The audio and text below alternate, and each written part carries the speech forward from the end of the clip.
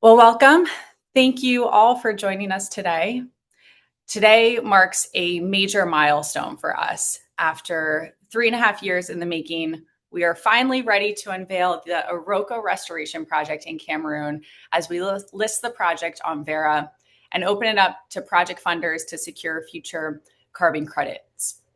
This project is really special because it represents the solution.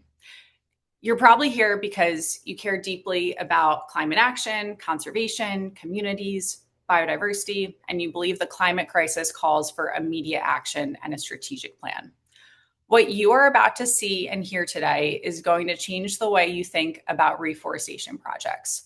We are confident that this project is setting new standards for permanence and impact and restoration, and we can't wait to share this with you. So here's what our agenda looks like for today. I'll provide a brief intro on Terraformation for those who aren't familiar with our organization. Then I'll pass it over to my colleague Jules, who will dive into the details of the project design and how we're mitigating risks. Then I'll provide more details on partnership, engagement, followed by your questions. We are dedicating a healthy amount of time at the end for Q&A, so please, I encourage you, drop your questions in the Q&A chat box throughout the presentation, and we will try and get to as many as we can at the end of the presentation. My name is Calea Stiles. I am head of product marketing here at Terraformation, where I'm focused on amplifying our portfolio of high quality global restoration projects across Africa, Latin America, and Southeast Asia. I'm based in the New York City area, and I've spent the last decade working in sustainable investing and corporate responsibility roles in Fortune 500 companies and asset management firms. I have the pleasure of being here today with our project partner, Jules Caron, CEO, and co-founder of Iroko Analytics, a data-driven project developer focused on identifying and building sub-Saharan Africa's highest integrity carbon offset reforestation projects. Jules has nearly 15 years of experience in forest governance, conservation, and environmental advocacy in the Congo Basin. In 2012, he moved to Cameroon to work on anti-poaching in Central Africa with WWF. Starting in 2015, he spent 3 years investigating illegal logging in the Democratic Republic of Congo for Global Witness.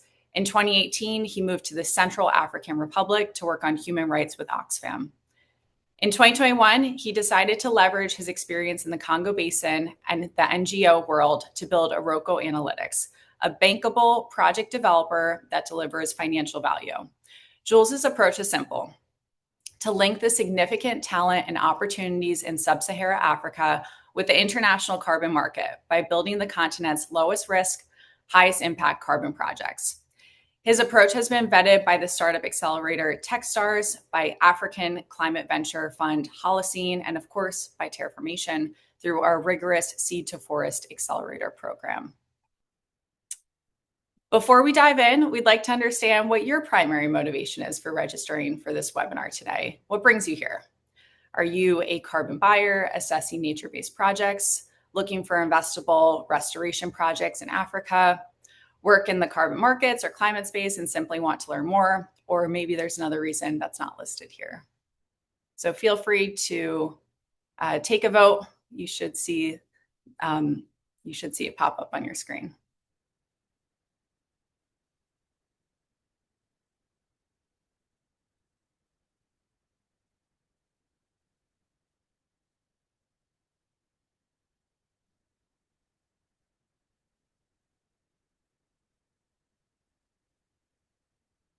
Okay, we'll just give it another few seconds.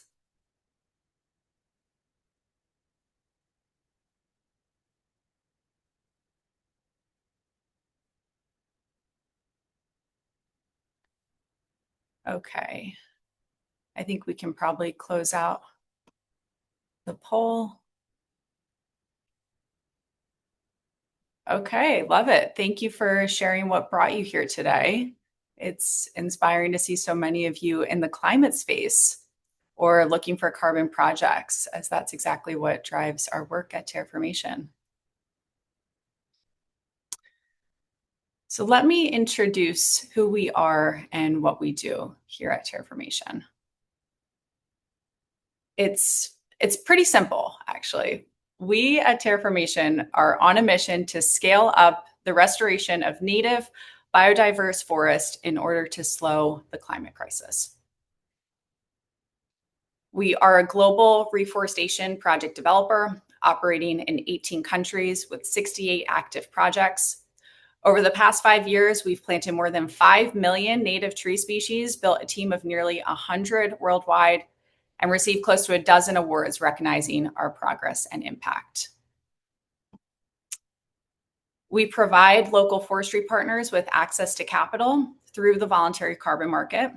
Our multifaceted approach combines technology, training, and flexible financing to restore native forest and generate high-quality carbon removal credits. For instance, we built TerraWare, a free open source platform that tracks every stage of the reforestation cycle, from seed collection to planting and long-term monitoring. We have a team of restoration ecologists, forestry and carbon scientists, and social impact leaders, bringing the expertise needed to meet and exceed the highest standards available in the market. And our project finance group specializes in structuring innovative, partner-friendly funding solutions that make restoration possible at scale. The process starts in the center of this graphic. We source projects from local forestry partners, in this case, Iroko Analytics and CTFC, who we'll introduce in a second. And they partner with the national and local governments and local community members who are hired for planting and ongoing maintenance. In the second step, our in-house project design team registers the project with Verra, a leading standard setter and carbon registry, and we work closely with the auditors to review our work and eventually sign off on the verified carbon units. And then there's step 3. We partner with project funders to fund the carbon project in exchange for these verified carbon units. With adequate funding, this project is made possible. Today, we are finalizing and submitting our project design document with Verra and are at step number 3, looking for project funders. And this last step shows how the carbon units are dispersed. In our model, we all get a piece, incentivizing everyone to stay invested in this project for the long term. Now, I'd like to introduce you to the Iroko Restoration Project in Cameroon. A little fun history behind the name. The Iroko tree, Melissia excelsa, is not only one of the native species we're planting, but also holds deep cultural significance. In West African folklore, cutting down an Iroko tree is believed to bring bad luck to the person and their family, making it a powerful symbol for our project's mission to restore and protect these landscapes for generations to come. And with that, I'd like to turn it over to Jules, who will talk more about the project in detail. Thank you. Thank you for the introduction, Callie. So I'm Jules Caron, CEO of Iroko Analytics. Nice to meet everyone here. So we made the choice to work in the Congo Basin rainforest. When I first began working on environmental conservation in Africa in 2012, the Congo Basin was described to me as the world's second lung after the Amazon. When I started Iroko Analytics 10 years later, research was showing that large parts of the Amazon were becoming carbon neutral or even carbon positive. In carbon terms, that leaves the Congo Basin rainforest as the last rainforest standing, the world's last green lung. And if there is one thing you should take home from the webinar is this: if we lose the Congo Basin rainforest, we have lost the fight against climate change. So this is the home to our project. Quick facts: the Congo Basin rainforest spans 6 countries and covers 3 million square kilometers. That's roughly the size of India. But it is under increasing threat, having lost approximately 10% of its forest cover between 1990 and 2020. The culprits are slash and burn agriculture, the conversion of timber into charcoal for energy, and industrial scale logging. But they all have something in common. The forest is disappearing because, today, a tree is worth more cut down than standing up. The key to a project's success, therefore, is changing the forest math. Slide. We've designed the financial and governance model so that communities earn more by protecting and restoring the forest than by clearing it. That's how we build community buy-in, and this dramatically reduces risk. Now, I'll walk you through exactly how this works when we get to the impact section. But before that, let me tell you about how we found this project. Slide. From day one, our objective was simple: find the optimal lowest risk site in Cameroon for a 99-year reforestation project. To do so, and true to our data-driven approach, before we even looked at a map, we read Cameroon's forest and land tenure code front to back and ranked every single tenure type in the country. That led us to communal forests. A commune in Cameroon is broadly comparable to a US county. An elective council legislates, an elective mayor executes. But most importantly, they are, by far, the land tenure type that is hardest to change and the hardest place for a counterparty to walk away from a contract. We then took maps of all communal forests in the country, overlaid them with conflict data, and selected one of the calmest regions in Cameroon. So when we say this is the safest, lowest risk site in the country, we're not speaking in slogans. We have the data and metrics to prove it. So here I present to you the communal forests of Ndelere and Betare Oya in East Cameroon. Population of about 100,000. This might be the first time their names are mentioned in such an international setting, but I believe they are present here tonight in this webinar. Slide. Once we found the optimal site, the next step was to find our operational partner.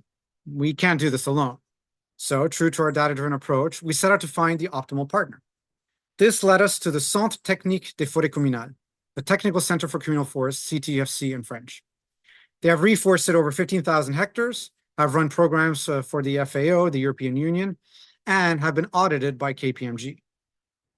Beyond that, they have supported the creation of around 50 of Cameroon's 72 communal forests. That's roughly 1 million hectares, and trained nearly 1,000 communal and local officials in forest management. In short, they are at the heart of the communal forest regime in Cameroon. Slide. Well, the next step is to co-develop the project with the inhabitants and leaders of Ndelere and Betaroya. Over the past year, CTFC and Iroko, we've worked with 2 communal councils of 32 members each, 2 mayors, and interviewed over 400 community members across 18 villages, not just to obtain their consent, but to bake their feedback into the project design so it aligns with community needs and priorities. Every village formally gave its consent during village assemblies. Slide. Yeah. Now let's talk about the best part, my favorite part, impact. This project was developed to maximize impact. How do we do it? We analyze the PDD of every single Vera AR project in Africa. We rank them in terms of poverty alleviation, gender empowerment, and biodiversity restoration. We took the best performing projects on the continent as our baseline and built from there. So let's do the first one, SDG 1, poverty. The project will generate 3 concrete revenue streams for communities. First, income from jobs. Around half of the project's 40 million budget will go to fund local activities, collecting seeds, building and managing nurseries, clearing land, digging holes, planting trees, and maintaining the site. Second, carbon credits. Once the carbon credits are issued in 2031 or 32, local will receive 1/3 of the carbon credit profits in cash. And third, cacao. 1/6 of the project area will be developed as community cacao plantations. Once production plateaus, probably around year 10, this will generate around $7 million per year in revenues shared with the community. Now, this package of local benefits already places the project in the top third of AR projects on the continent. But where it is truly innovative is that disbursements are conditional on the conservation of the planted area. If degradation occurs, project profits are used to restore these areas.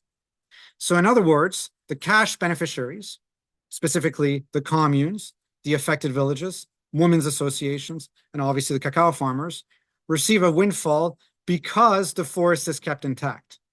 We've changed the math. A tree is worth more standing up than cut down. Next is SDG 5, gender equality. Study after study, including work by Nobel Prize-winning economists, show that one of the most effective ways to reduce poverty is to give cash directly to women. Based on our review of all of your AR PDDs in Africa, amongst active projects, the Iroko Restoration Project, when registered, is the only one that hardwires a share of project profits directly to women's associations. SDG 13, climate. So in terms of climate, scale matters. The project will cover 14,000 hectares, making it one of the 5 largest active AR projects in Africa once registered. That's about 1.5 times the size of Paris, or almost 3 times the size of Manhattan. We will dig 15 million holes to plant 15 million trees. And over the project's lifetime, these trees will sequester around 5 million tons of CO2 equivalent. That's roughly the annual emissions of about 13 natural gas power plants. And last, SDG 15, biodiversity. In terms of biodiversity restoration, this isn't just a carbon project with cacao. We will plant 28 native species, making it the second most biodiverse active Vera AR project in Africa. That diversity will be a real boon for the hundreds of threatened species in the region, including the pangolin pictured here. And we are already exploring partnerships with conservation organizations to maximize impact. So what's the timeline? It's very straightforward. Now, first get your champagne ready. The PDD will be completed next week after nearly 2.5 years of work. Then field activities will begin next year, and large-scale planting will start in 2027. The first carbon issuance is expected in 31 or 32 and will continue until around 2066 or 2067. But because we have a 99-year lease with the commune, the project only really ends in 2024, when my daughter, who was born this year, turns 99. Risk. Right. So let's address the elephant in the room. Is it risky to invest in an AR project in Cameroon? Now, we're not denying that the country presents challenges, but we decided to work in the Congo Basin, and it is without a doubt the best place in the Congo Basin rainforest to develop an AR project. But even more, data shows that in terms of forest governance, Cameroon can hold its own on the continent, including compared to the champions such as Kenya or Ghana. And I will give 3 examples. First, on community forestry. Cameroon is an African pioneer. 400 community forests and over 1.7 million hectares created since 1994. This is more, bigger, and more mature community estate than either Ghana and Kenya. In other words, some of Africa's deepest institutional experience in community forest management is right here. Second, enforcement.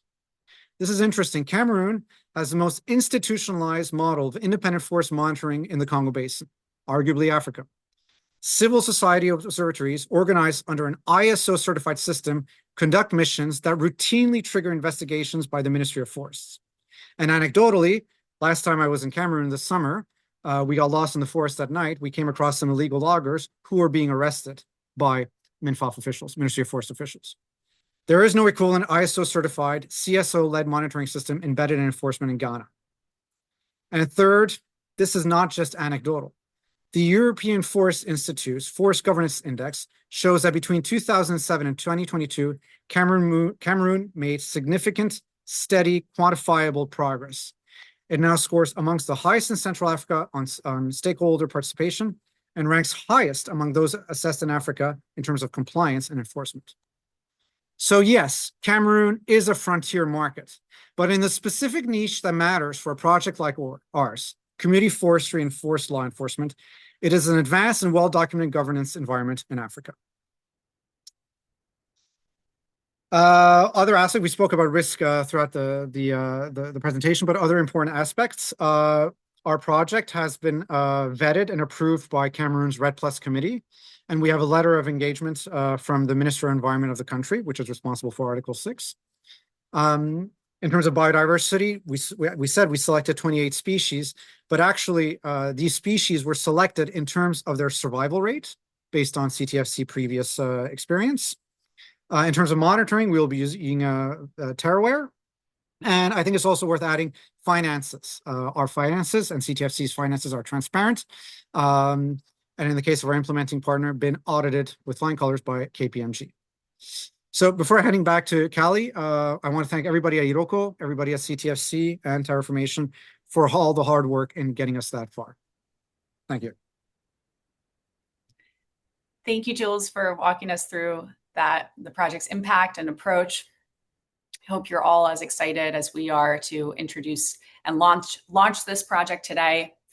So with that background, let's take a look at what the upcoming pre-issuance phase involves. We're looking to deploy $30 million over the next 10 to 12 years to support project implementation. We typically structure carbon pre-purchase agreements, better known as forward ERPA for those familiar with carbon markets, but we're also open to different structures, including an equity position in the project. With a forward ERPA, funders commit to a defined volume of carbon credits. They make staged payments over 10 to 12 years and start receiving credits or cash proceeds from credit sales every 2 years, beginning as early as 2032. This project is projected to issue 5 million verified carbon units, or 11 barrels, 13 natural gas powered plants, as Jules mentioned, the equivalent to that. And that's going to be issued over its 40-year lifetime from 2032 to 2066. Project funders can expect returns in the mid-teens, and our minimum ticket size is $10 million. And there's 2 paths to participate here. Prepayment works for carbon buyers who can help us fund this project today and over the next few years. That's everything from seed collection, nursery operations, planting activities, ongoing monitoring and maintenance, while securing a supply of carbon credits at the best price. Offtake agreements work for buyers who don't want to lock up their capital today, but who want to reserve credits in the future. The trade-off is the price of carbon credits on delivery is higher than the prepayment option. But the reality is we need both in order to make this project happen. We need funders today who can provide us with the capital needed to start the project now and know that when they start receiving those credits in return in the future, there's market demand at a good price. And for those who follow nature-based ARR credit pricing and pricing forecasts, recent reports from Bloomberg, NEF, and Silvera both predict that prices on these credits will rise 2 to 4 times by 2040. So that means if $1 million today, let's say, buys you 100,000 credits, that's $1 million in 2040 when you go to purchase and retire the credits may only buy you 25,000 credits. And this slide is a simple reminder to everyone that trees take a long time to grow. We need to get them in the ground today if we want to see a meaningful supply of carbon credits in 10 to 15 years once the forest is mature. Even with all of our effort to find the best biomes, the ideal location, as Jules mentioned, the fastest, most resilient species, trees still don't grow overnight. And who knows, maybe that's our next business idea. We'll try and figure out how to hack tree growth or something. But until that happens, we're looking to partner with companies who are thinking long-term about their net zero goals for 2040 and 2050. Companies who know they'll need high-quality carbon credits to cover those last 5 or 10% tough to abate emissions. We're also seeking project funders who think long-term, who are impact-driven, and who are looking to support restoration in one of the world's most biodiverse and ecologically important regions in the world. So with that, that concludes our prepared slides. We would like to open it up to you all for your questions. Let me open the chat box. Yes, we will be sending out a recording of this webinar as well as the slide deck. So you might have taken some screenshots throughout, but we will send that. So feel free to type in any questions. While we wait, we did have some pre-submitted questions from you all. So I'll ask Jules the first one. Jules, what methods will Terraformation and Iroko Analytics take to monitor and report on social benefits? Could a strategy of social return on investment analyses provide greater strength to the project? Curious to hear your thoughts. Unmute. Okay, no, thank you. Thank you for the question. So it's actually 2 questions. But before answering that, it needs to be clear, we don't design the social benefits. We co-design them with the local communities. So the starting point is really, what is it? I mean, we come with a certain ideas. We can plant trees. We can do agroforestry. This is where we could plant based on the eligibility requirements, et cetera. And together we decide how we're going to work, where we're going to plant, what cadence, et cetera, and also most importantly, what benefits will accrue to who. This is without a doubt the most complex part of the project. I keep saying that a restoration plan, all you need is a bunch of forest engineers. You lock them in a room, and they're not allowed to leave until it's finalized. Getting to where we are now in terms of the agreements with the two communes, women's associations, affected villages, et cetera, et cetera. And the government took a year. So it's a question of trust building and a constant iteration until everybody is aligned on what is going to happen. In terms of benefits, so Cameroon is a very interesting place to work, and one of my favorite places to work in Africa, because there is so much data. I believe something like 70% of the forested area has management plans. And this is awesome because you have hard data, both in terms of tree species and the ecology, of course, but socioeconomic data. So when you go in a commune, you actually know already, the demographics, the social situation, the sanitation situation, health, et cetera, et cetera. So our baseline is very robust in terms of data aggregation. Following through, it will be simply working with the communes. These management plans have to be updated every 5 years. So as we give the benefits, are provided to the commune, we would work with the commune to update these management plans, have updated data, and from there you just feed into the existing process. We're not creating a process; you feed into the existing process, which is always one of the best ways to develop any project. Good? Yeah, great. Thank you. Another question that was submitted ahead of time, which I'd like to ask you, is what would you say is the most challenging part of the project so far? I would say the challenge is really getting alignment between so many stakeholders. I mentioned, I made a small joke about the restoration plan. It's not easy. You need a lot of expertise, a lot of brain power, a lot of experience, which CTFC and Terra has. But the difficulty of a carbon project is really returns, except for jobs. Obviously, the carbon returns are in 5 years. The cacao returns are in 6 years or more. It's talking to so many stakeholders in the country, but also outside the country. Again, the communes too, the legislative council of the commune, the mayors, the farmers, the women's associations, the Ministry of Environment, the Ministry of Forestry, the Terraformation, the CTFC, et cetera, and getting everyone to sort of agree, we're going to walk together in this direction. This is our objective, and we might not make a lot of money at first. In fact, any money until the project activities begin. But it is an ambitious project which offers generational change to these communities. So some people will grumble, some people will also step out halfway through this walk. But it's this constant process of talking to everyone on the ground to make sure everybody's aware of where we're going and how we're getting there. Mm-hmm. Thank you. It looks like Sammy submitted a question. Thank you, Sammy. Question is, how do you account for negative downstream consequences of extraction, such as Chinese gold mining and the local timber economy? How are we ensuring that no one is using this area, this newly restored forest, to cut down the trees or to mine and use the land for that reason? Perfect. We've looked at both. We actually obviously did a whole bunch of field studies in both projects, and based on all the records, existing records, and also existing activities, there is no mining or no mining potential in the project site.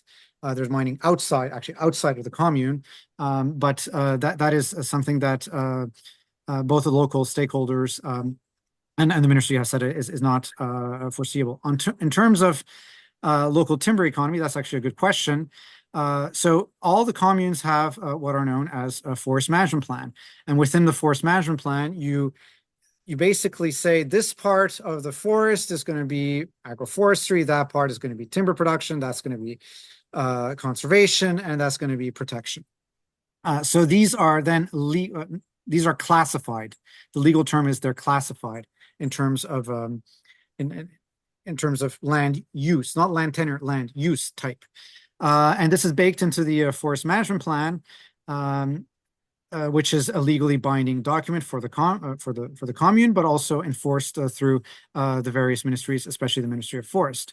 So part of the agreement we have with the commune is that those project areas will be classified either as protection areas. So that means you cannot cut down trees. You cannot either artisanally or through industrial scale logging, or agroforestry. And again, all this is tied to the benefit sharing mechanism, which is these communes are going to get up to $7 million a year in cacao revenues, but that is conditional on the conservation of the planted area.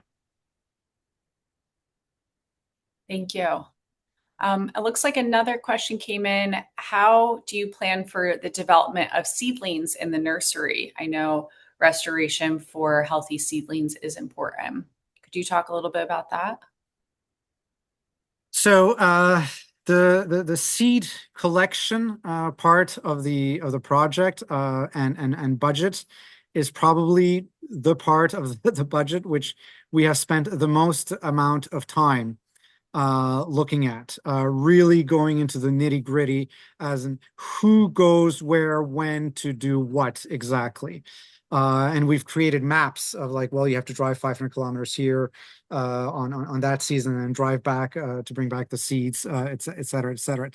Concretely, we will be sourcing seeds from 3 areas of the country. You don't want to source it from the same place, or else all you want to ensure a genetic diversity. And we will be sourcing 28 species. I believe it'll be up to 18 million seeds, because we're counting we're incorporating something like a 20% not survival rate in the nursery, and then treating them on the site, immediately planting them to a collection of what we call in French flying nurseries. We will be building nurseries throughout the project areas and moving them year on year. So directly planting them as close as possible to the planted area, so to minimize the disruption when it's moved from the nursery to the ground. Great, thank you. Someone has a question about cacao. They don't fully understand why you chose to cultivate cacao. Does it have an impact on reforestation, and does it play a role in future actions related to the carbon market? Right. So we did not choose cacao. Again, we co-developed this project with the communities. The communities resoundingly, I believe, like 99% of the feedback we got was we want cacao. There is an agroforestry component in the project. This is the key mechanism by which, along with carbon credit profits, but it is really the key mechanism to quickly get people not only funding or revenues through cacao sales in the project, but also really get stakeholder buy-in into ensuring the project's success. So they chose cacao because of the high cacao prices, also because they already grow cacao there. So there's already knowledge. Cacao is an interesting species because it needs shade to survive. So for about, I forget the exact numbers, for about 800 cacao trees, which are, maybe as high as a human, 2 meters or so. You're planting around these native species to act as shade. So you're still offsetting carbon in the agroforestry area, although obviously less. But then again, the key interest of agroforestry, and we're thinking of other projects in Kenya, and here it would be macadamia, Kenya where I live. The key interest of the revenues of cacao is this is where you tie in the conservation of the protected area, of the planted area of the native forest, or more the project area, to revenues from the community. This was the most interesting part of all the conversations I had on the ground, and CTFC had on the ground, is these 7 million. And incidentally, they're getting 90% of the cacao revenues, the local communities, 90%. That's enormous.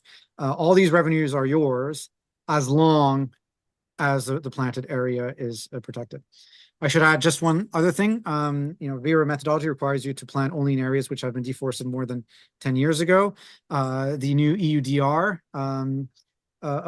requirement of the EU has similar requirements. So our cacao, we expect, will sell on premium prices on the international or especially European market because they are, by their very nature, deforestation free. Yeah. And for those who aren't familiar, EUDR is the European deforestation regulation. There was another question that came in, Jules.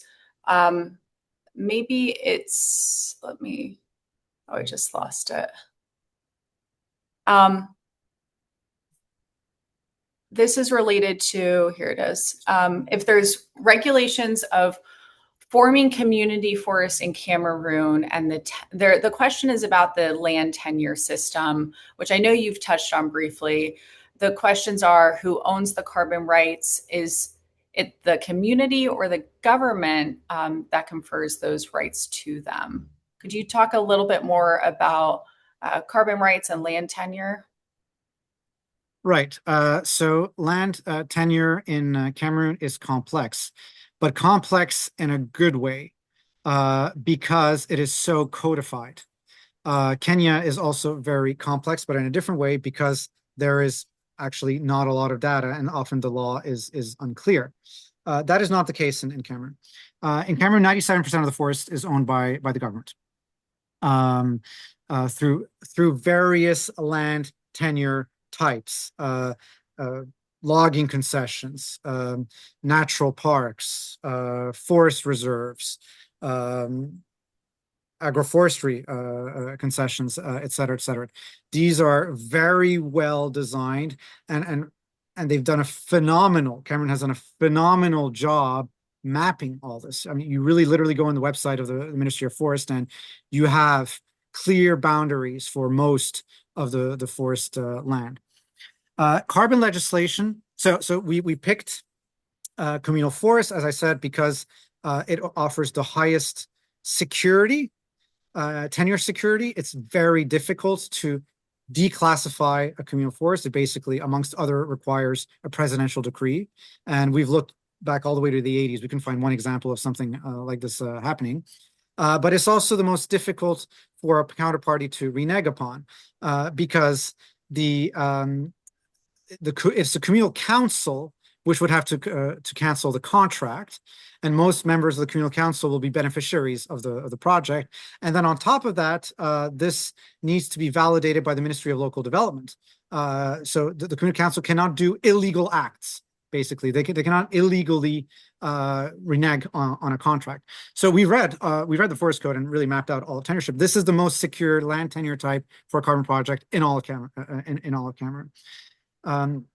Now, in terms of carbon, there is no carbon legislation. They're working on it. It should be ready. I mean, it should be passed by Parliament next year. But two things. First of all, I've been to the Ministry of Environment of Cameroon, in that tall building in Yaoundé, and you asked them about the lack of carbon legislation, how this poses risk, and their answer was, well, we don't want to be the first to do it.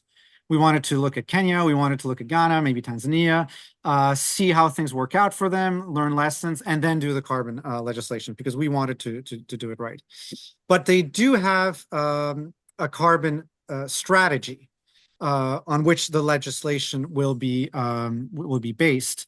And the carbon strategy clearly outlines where the carbon rights are, but most importantly, it sets a minimum share of carbon revenues for local communities. 35% of carbon credit profits must go to local communities. This is page 47 of the Red Plus strategy. Trust me, I've read it many, many times. We're fully aligned with the strategy, and this has been signed off by the Ministry of Environment. Great. The Iroko Restoration Project is vital, but risks remain. What concrete mitigation strategies ensure its sustainability against deforestation, land conflicts, and weak governance? Every ARR project is risky.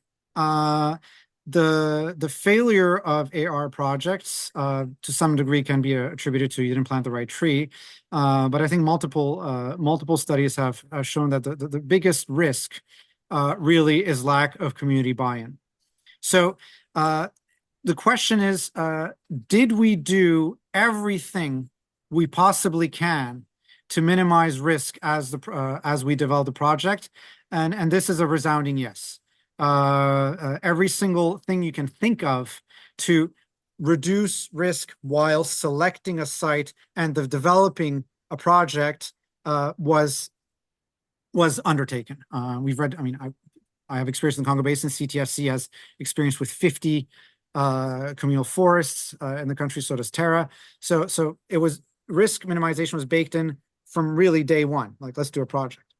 In terms of next steps, really, I would, when the project will be implemented, I would like to highlight two things. The first is the enthusiastic support of both the commune and the government. The government, when we first met them, about a year after we began sort of working on this project, so this was in 2024, they plainly said they were quite impressed with our work, because they said most developers, they fly in, stay at the Hilton, sign an MOU, and then leave. We started by spending a year in the commune to really understand what the needs were before packaging the beginning of a project to then present with the government. So the government is very happy with this, and they're also very happy, obviously, that so many benefits go to the commune. 90% of all community forests. So this deep relationship and respect we have with the government is key, and is something we will keep working on throughout. Now, at the local level, yes, deforestation is going to be a problem. Might be a problem, but as long as the incentives are not aligned. Remember the forest math. Why do people cut down trees? Because it's worth more cut down, chopped up, than it is standing up. So we're talking about $7 million in cacao revenues. I forget the figures for the carbon revenues.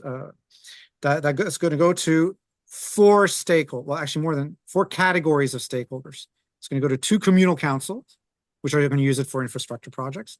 It's going to go to probably 4 women's associations, 2 in each commune. It's going to go to 18 affected villages where the project area is taking place. And then it's going to go to the cacao farmers, who basically, I mean, all the cacao will be sold through the cooperative and then goes back to the farmers. In the land agreement, which we hope to sign next week, hopefully by the end of the year, if not early next year with the coming, we've baked in exactly who gets what, and exactly if you have deforestation of under a certain amount, this is the remedial mechanism which is put in place. If you have deforestation above this amount, this is the remedial mechanism you have in place. So everybody is clear about what they're expected to do. But what you really have is, if you count 2 communes, plus 4 women's associations, plus 18 villages, 24, plus hundreds of cacao farmers, every single one of these people is a pair of eyes looking at the forest, making sure that it's not being cut down, because if it is, they don't get their revenues. It Jules, really is a business agreement we have with them. Yes. Maybe a follow-up question that was asked is around our MRV. and how the monitoring, reporting, and verification works. Is that something you can touch on as well? It would be more on Terraware. So I Okay. would actually, I'll let you Sure, talk about sure. Terraware. Yeah, so we do use something called Terraware, which is a forestry monitoring software. It's a sophisticated program that our forestry partners have been trained to use, including CTFC. And when it comes to quarterly monitoring, we have random sample plots that we use to sample and ask for verification that the trees are in the ground. There's photo submissions, video submissions involved. There is GIS and satellite imaging tracking that goes on, remote sensing. And so there's a number of different mechanisms and levers that we're pulling in order to monitor on a very frequent basis, especially as the early planting stages occur. Another question, Jules, this is a fun one. This is from Floor. They asked, would it be possible to visit your project and help or volunteer at any step? Any thoughts on that? Yes. So one important aspect of our project, and this is actually a legal requirement in Cameroon, is that all project documents are public in the commune. So in the sense that the contract is public in the commune, the restoration plan is public in the commune, the FPIC report is public, grievance mechanism is public, all this stuff, et cetera. So in this sense, we really have nothing to hide. And for that matter, if you want to visit, it's not Terra's permission you need to ask. It's not Iroko's permission you need to ask. It's not even CTFC's permission to ask. It's really just writing to the mayors of both communes or people who work in the mayor's office and organizing a visit. And I'm sure they would be more than happy to get some visitors. In terms of volunteering, good question.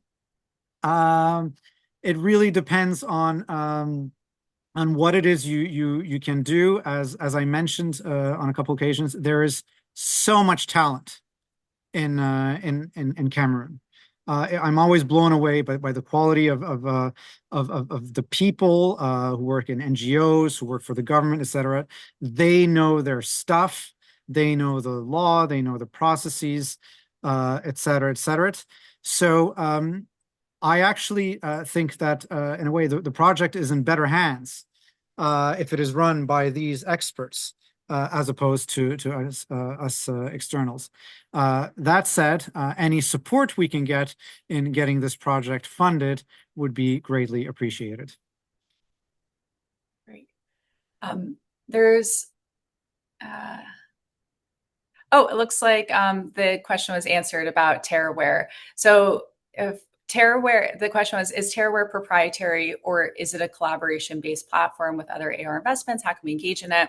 Terraware is our open source seed to forest forestry platform. It is open source and it is free. So anyone who is in the reforestation space, or you have a little garden or want to plant trees in your backyard, you can engage with it. You can go to terraware.io and log in or create an account and sign up, or just go to our website and you can see the link from terraformation.com.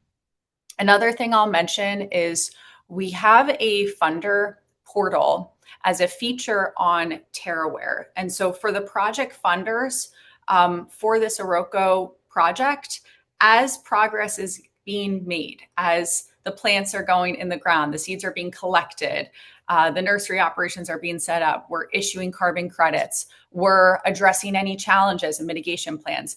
Funders will be able to access and see all of that information on a quarterly basis through Terraware. They'll get their own individual login. So that part's not going to be open source. That's going to be directly for the funders.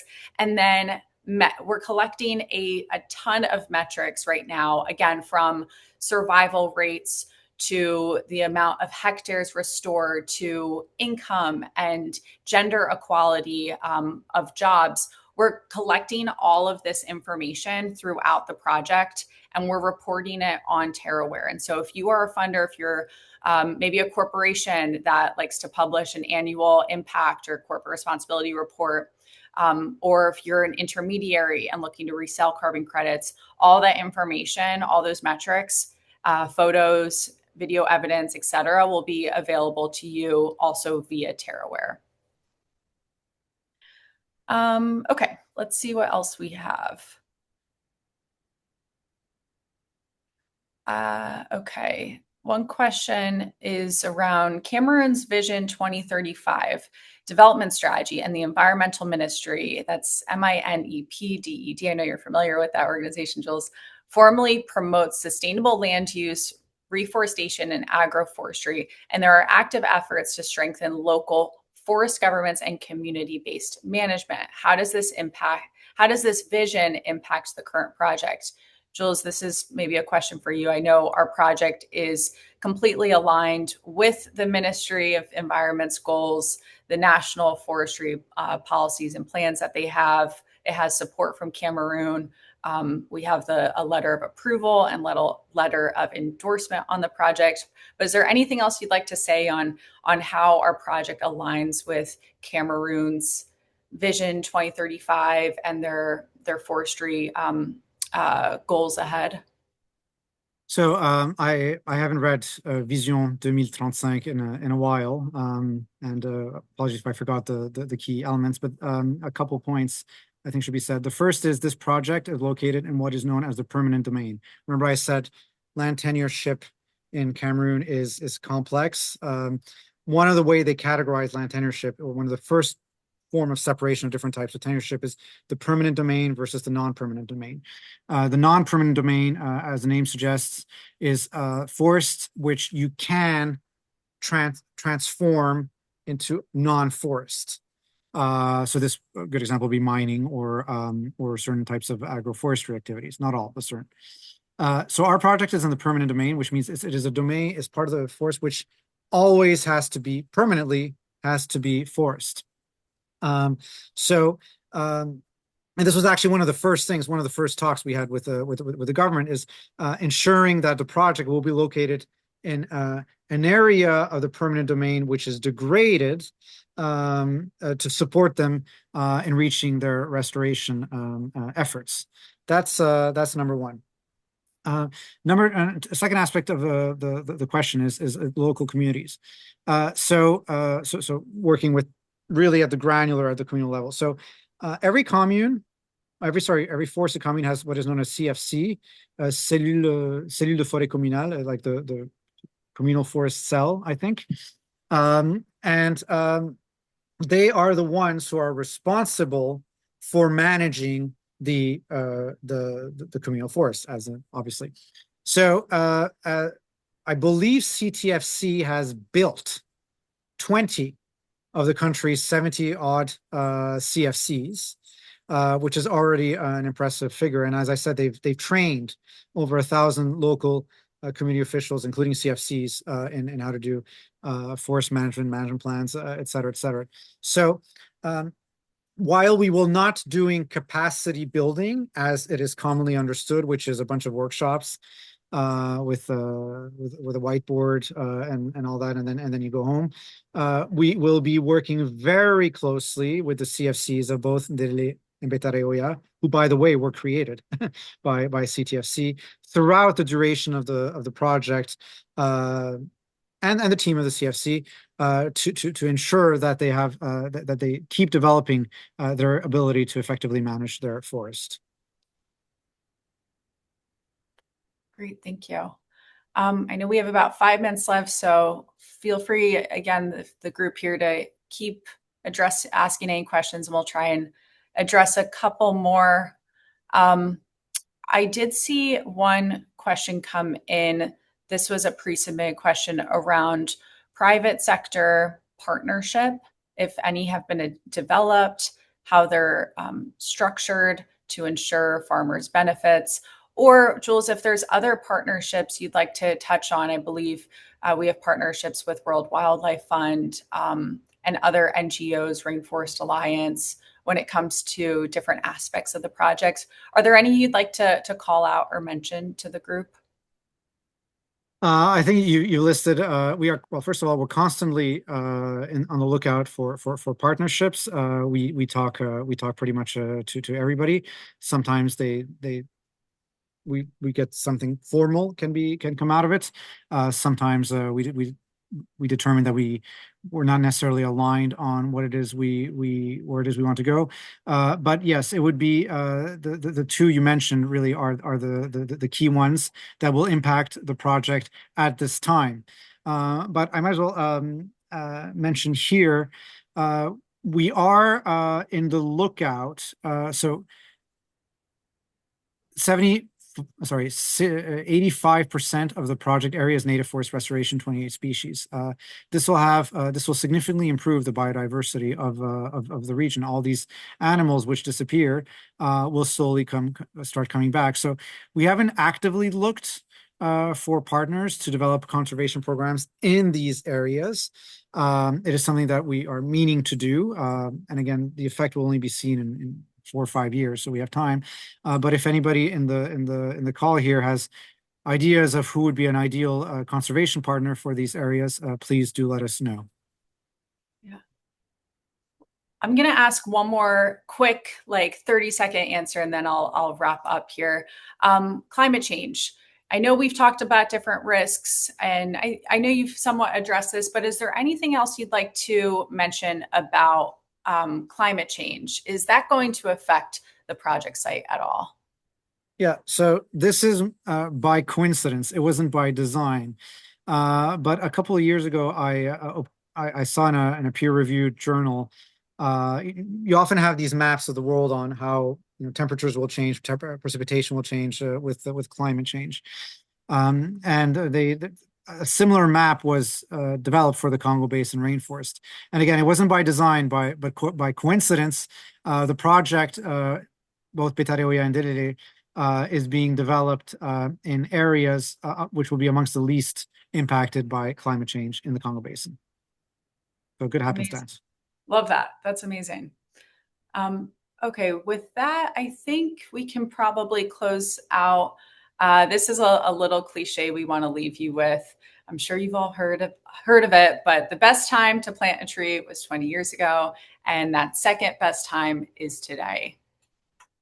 So with that, thank you all so much for your time today, for tuning in, for your interest in this project. If you'd like to continue the conversation, if you have more questions, or if we didn't get to some of your questions, please get in touch by emailing us at info@terraformation.com, or you can scan the QR code here to read a little bit more about who we are, what we do, the project, and you can connect with us.